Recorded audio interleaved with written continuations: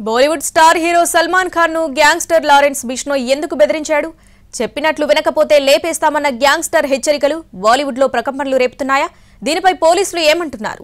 Bollywood star hero Salman Khan ఇంటి ముందు ఆదివారం ఉదయం కాల్పులు జరిగాయి. ముంబైలోని గెలాక్సీ అపార్ట్మెంట్స్ వద్ద ఇద్దరు దుండగులు 6 రౌండ్ల కాల్పులు జరిపి ఆపై మోటార్ సైకిల్ ద్వారా పారిపోయారు.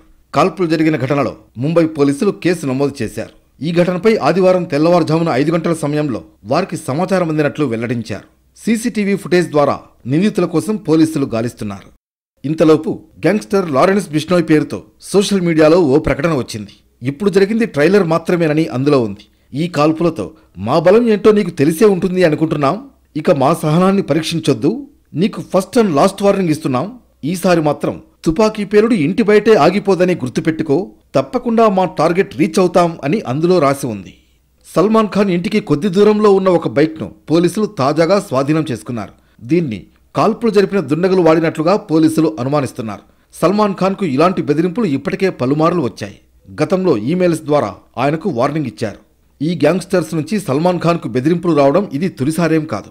ఇప్పటికే చాలాసార్లు వచ్చాయి. 2018లో కృష్ణజింకల్ని వేటాడిన కేసులో సల్మాన్పై విచారణ జరుగుతున్న సమయంలో వారి నుంచి ఎక్కువగానే వార్నింగ్లు వచ్చాయి.